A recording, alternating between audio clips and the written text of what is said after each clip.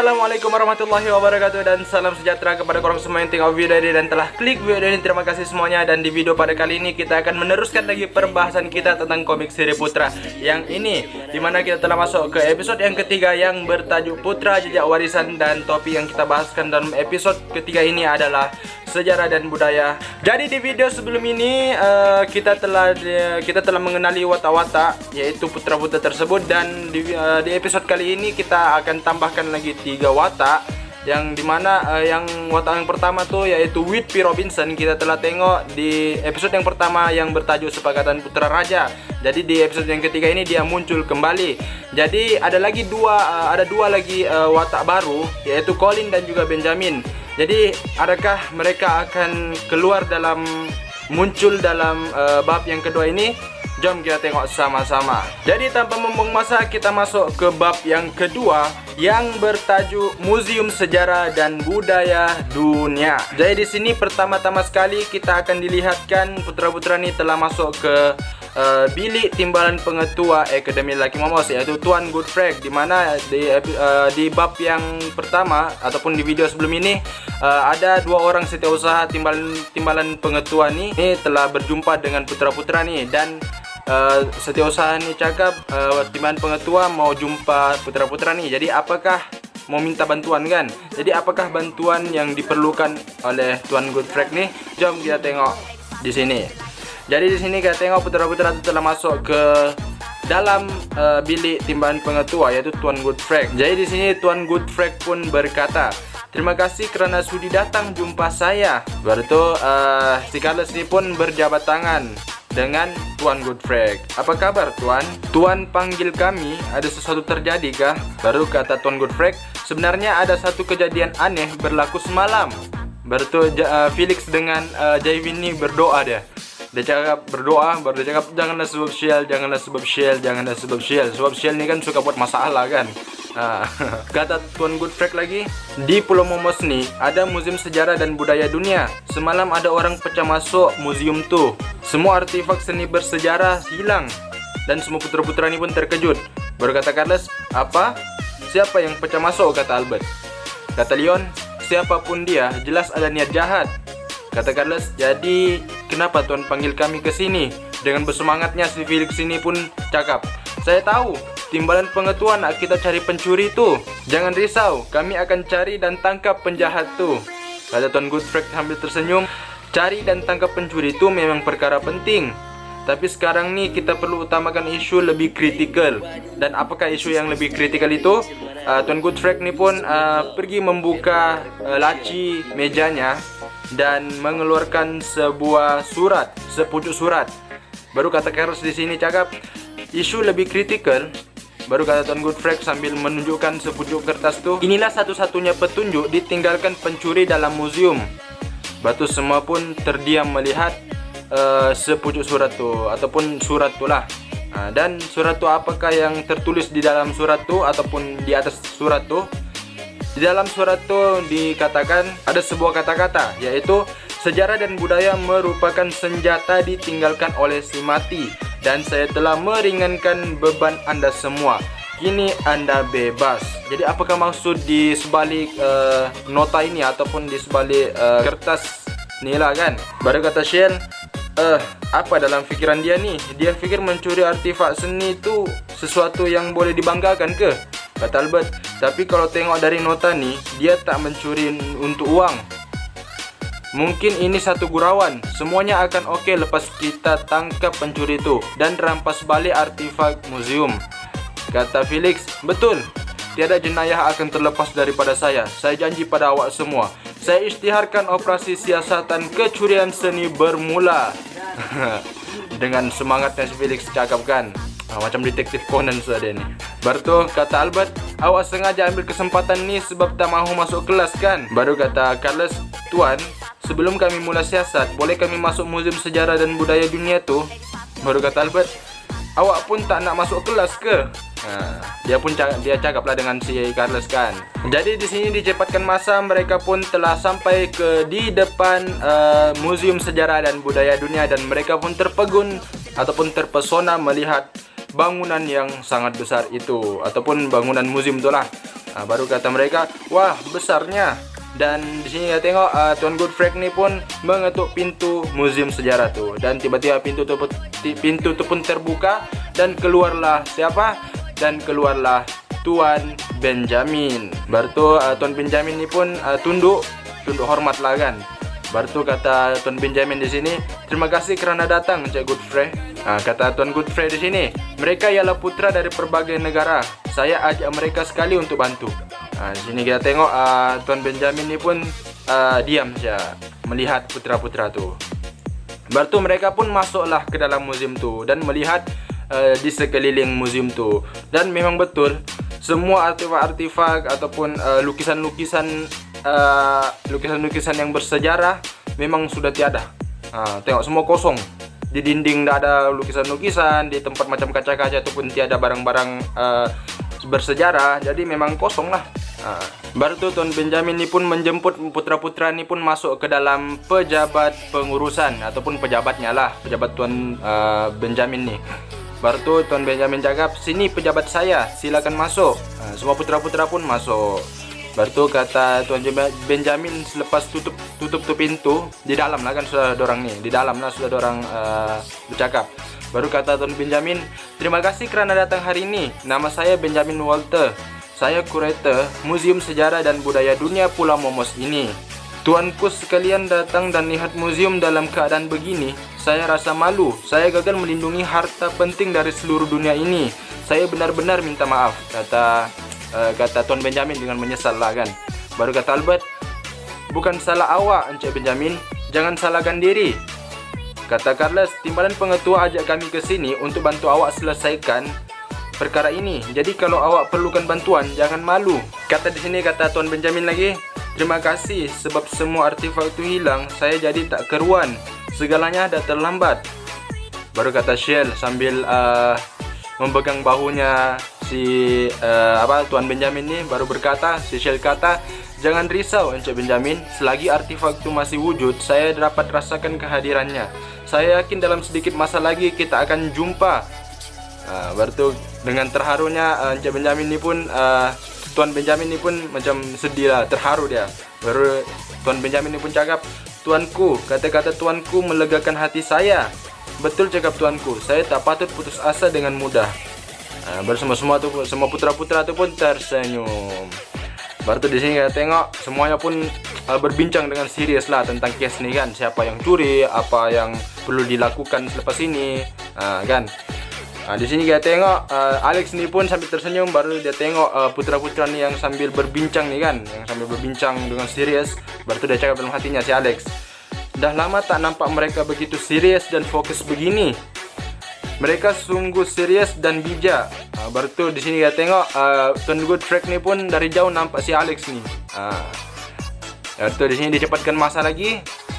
Mereka pun duduk lah di satu sofa lah kan, tempat ruang tamu lah boleh dikatakan, ruang tamu dalam bilik tu, di dalam pejabat pengurusan, yaitu di dalam bilik pejabat Tuan Benjamin. Dari sini kita tengok dorang pun makan-makan lah kan, makan biskut sambil minum kopi. Baru kata Carlos di sini, jadi apa perlu kita lakukan sekarang? Kata Felix di sini sambil makan, apa maksud awak? Bukankah kita dah setuju nak cari pencuri tu? Kata Albert, memanglah, tapi dapatkan balik artifak seni itu lebih penting. Dan saya tak rasa timbalan pengetua ajak kita kemari sebab ini saja. Baru tu sambil tengok, Albert ni pun sambil tengok, memandang si Tuan Godfrey ni. Baru kata Tuan Godfrey, putra Albert memang tajam pemerhatian lah. Kata Tuan Godfrey lagi, sebenarnya selain artifak seni yang dicuri tu, museum ni juga sedang menghadapi satu masalah. Kata Junta, masalah? Baru tu kata Tuan Benjamin di sini, sebenarnya Museum Sejarah dan Budaya Dunia Pulau Momos ni menunggu masa untuk ditutup. Dan Junta dan Carlos ni pun terkejut. Baru kata, apa? Kata Tuan Benjamin lagi, sains dan teknologi semakin maju sekarang dan kehidupan semakin baik. Orang muda anggap sejarah dan budaya sebagai penghalang kemajuan masyarakat. Kata Alex, bagaimana mereka boleh fikir macam tu? Teruknya. Kata Tuan Benjamin lagi, teknologi menyebabkan manusia melupakan sejarah dan budaya. Jadi di sini kita boleh tengok kata-kata Tuan Benjamin ini memang wajar lah di sekeliling kita sekarang nih kan, dengan zaman kita dengan sekarang nih, zaman teknologi yang memang semakin canggih kan, dengan ada telepon pintar ataupun telepon bimbit dan juga sebagainya, laptop, komputer dan sebagainya. Jadi itulah yang menyebabkan orang-orang ataupun masyarakat di sekeliling kita nih tidak sudah berminat dengan sejarah dan budaya. Tapi kalau bukan disebabkan sejarah-sejarah orang-orang dulu ataupun tokoh-tokoh terdahulu, kita mungkin tidak boleh membuat teknologi secanggih ini, betul kan? Dari mana kita pun mau dapat, kita mau tahu mentol itu dari mana kan, wujudnya mentol itu dari mana, lampu lah maksudnya kan, lampu dan sebagainya. Jadi memang wajar lah kalau sekarang ini memang kebanyakan orang tak suka dengan sejarah nih.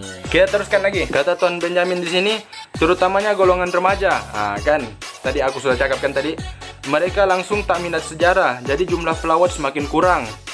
Kata Carlos, jadi sebab Tuan cari kami ialah untuk bantu pulihkan museum nih. Kata Tuan Godfrey, betul tuh, tuanku semua merupakan wakil negara masing-masing. Jika ada cadangan untuk bangunkan museum nih, saya pasti ia akan sangat membantu. Lagipun tuanku semua pun remaja. Sebarang perubahan dilakukan tentu akan menarik minat remaja lain dan menggalakkan mereka untuk mengunjungi museum.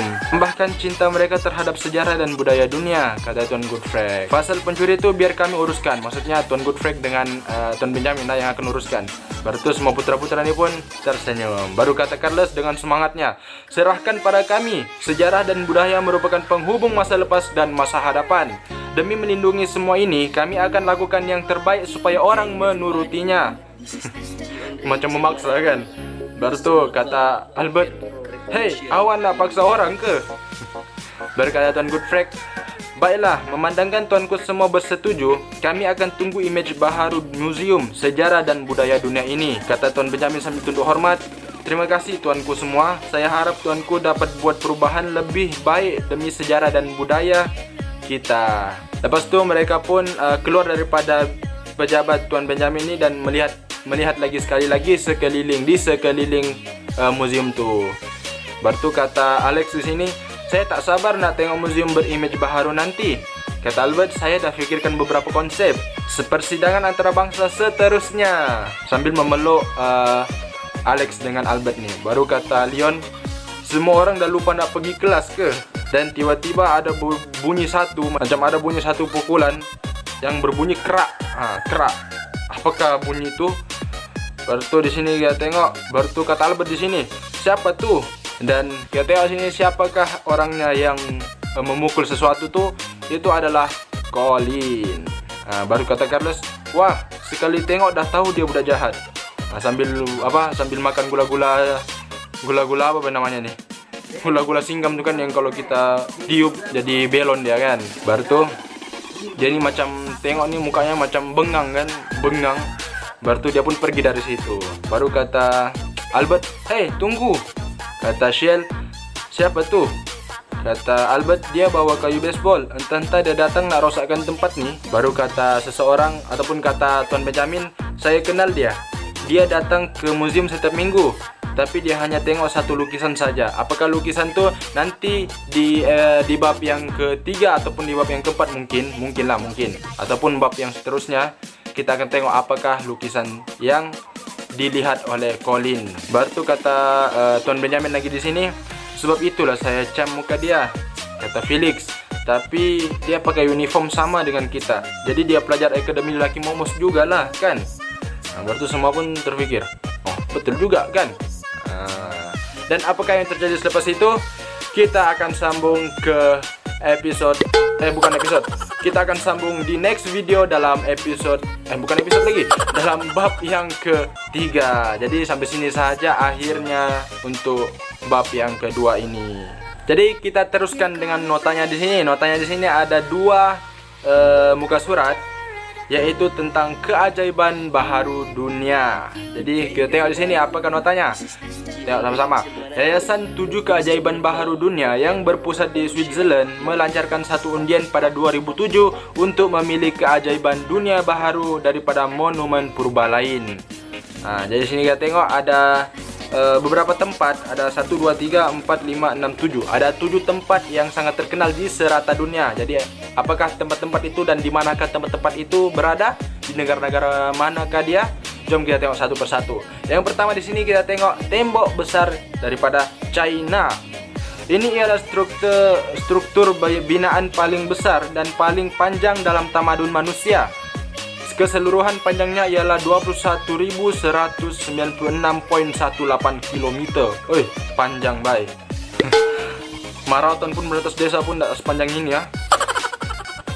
Dan yang kedua di sini kita tengok adalah Bandar Purba Petra, yang dimana ke tempat ini? Dia di Aqaba, Jordan. Dan di sini kita tengok dia punya penerangannya. Ia terkenal dengan batu pasir gunung tinggi berwarna coklat, kemerahan dan warna lain. Seluruh bandar kelihatan seperti diukir daripada batu, tapi sebenarnya dia diukir dengan menggunakan pasir sahaja ataupun dengan macam tanah lah, daripada tanah. Macam dibuat macam daripada tanah liat. Batu yang seterusnya kita tengok di sini, kita ada Machu Picchu. Macam mana caranya? Machu Picchu daripada Cusco, Peru ataupun Cusco, Peru. Baru di sini kita tengok dia punya penerangan. Di Quechua, Machu Picchu juga mewakili Gunung Purba. Ia pernah digunakan sebagai kawasan latihan untuk golongan bangsawan Inca. Terdapat istana besar dan kuli di dalamnya. Dan seterusnya kita tengok lagi di sini, yaitu patung Christ the Redeemer di Rio de Janeiro di Brazil.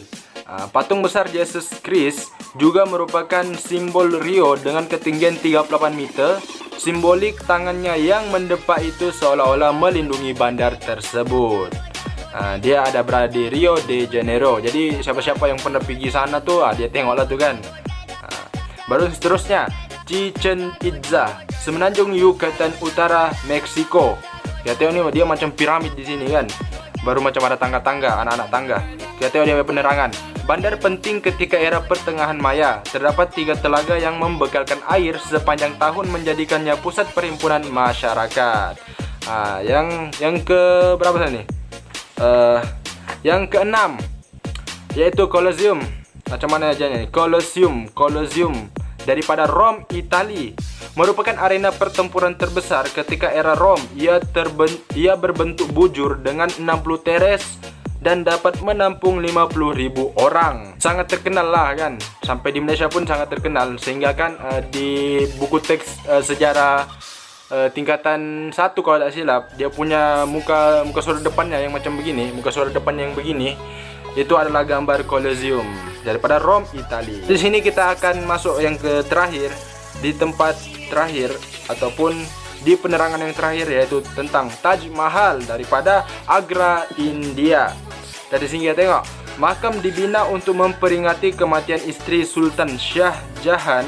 Makam tersebut mula dibina pada tahun 1632 dan disiapkan pada tahun 1653. Berpuluh juta tukang dikerahkan untuk menyiapkannya. Kita tengok sini, dia cakap dia dibina pada tahun 1632 dan disiapkan pada tahun 1653. Boleh dikatakan dalam masa 20 tahun sampai 30 tahun lah kan, baru boleh siap Taj Mahal nih di Agra, India. Jadi itu adalah akhir daripada video kita pada kali ini. Terima kasih kepada korang semua yang tengok video ini dan telah klik video ini. Terima kasih, dan kita akan jumpa di next video dalam bab yang ketiga, di episode yang ketiga yang bertajuk Putra Jejak Warisan, dan topik yang kita bahaskan adalah sejarah dan budaya di serata dunia.